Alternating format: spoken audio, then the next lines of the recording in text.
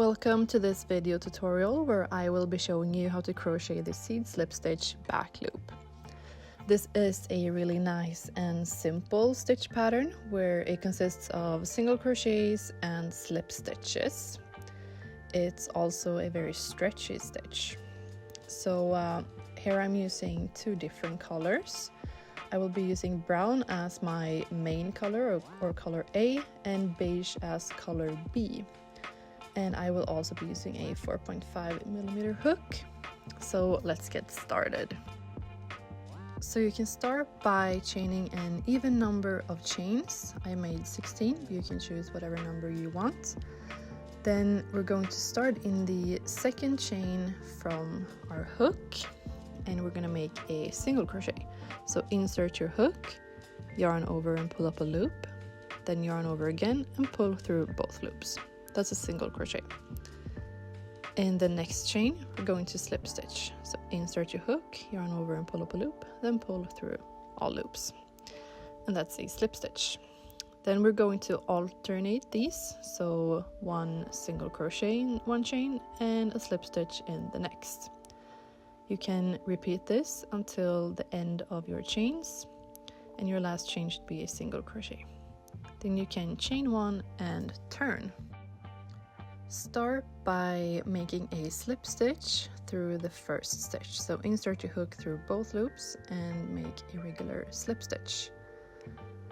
In the next stitch, we're going to make a single crochet. Also here, inserting the hook through both loops of the stitch. And after this, we're going to slip stitch. And this time, we're only going to be working through the back loop.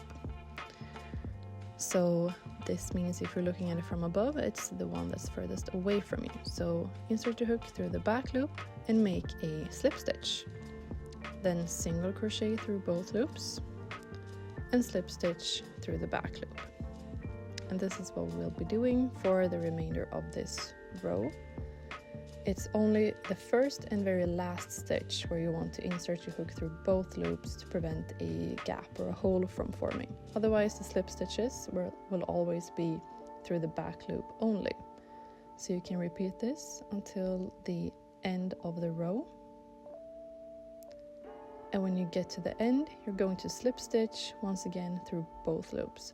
But now it's time to change color. So you can insert your hook, then grab color B, wrap it around your hook and pull through to finish the last slip stitch.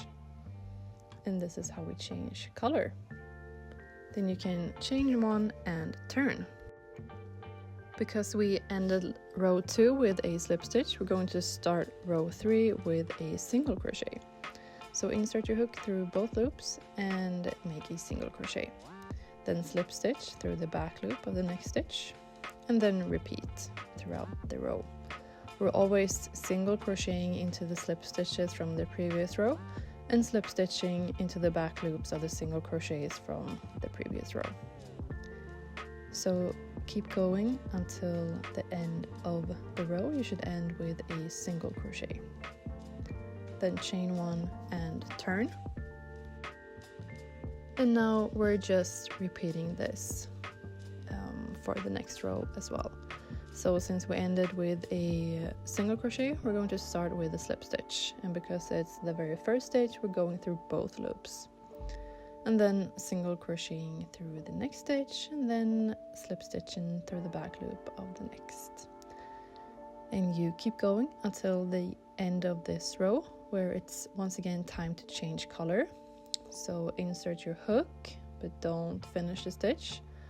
Grab the working end of color A, which we still have attached. Grab it from the back, and you see I also put the working end of color B to the back. Then yarn over and pull through with color A.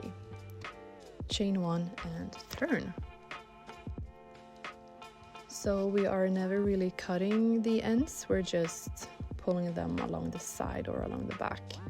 So I'm just going to show you once again here how we change color so you feel comfortable with that. So when you get to the last stitch here, you just insert your hook, but you don't grab any yarn, you don't pull through. You put the working yarn towards the back and grab the new color and pull through with that. You can pull a little bit on the working end as well to keep the stitches tight. So how do we increase and decrease with this stitch? We'll start with decreasing at the beginning of a row, and this is really simple.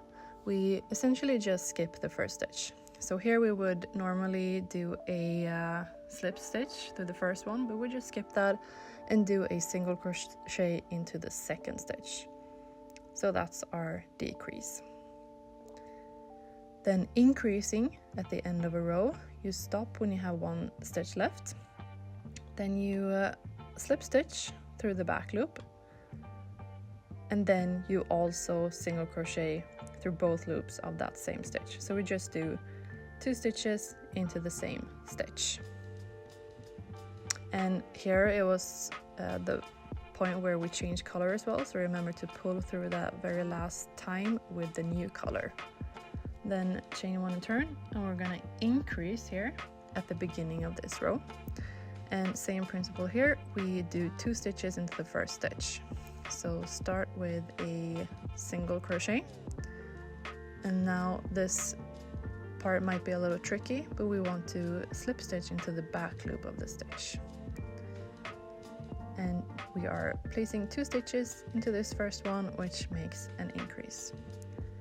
And finally decreasing at the end of a row, stop when you have 2 stitches left, then insert your hook into the first one and pull up a loop, then insert your hook into the last stitch, pull up a loop, then yarn over and pull through all loops.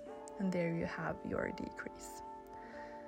So at this side we have made 2 decreases, or 2 rows of decreases, and on the other side we have made 2 rows of increases. So I hope that made sense, and this is what your swatch might look like when you have finished it.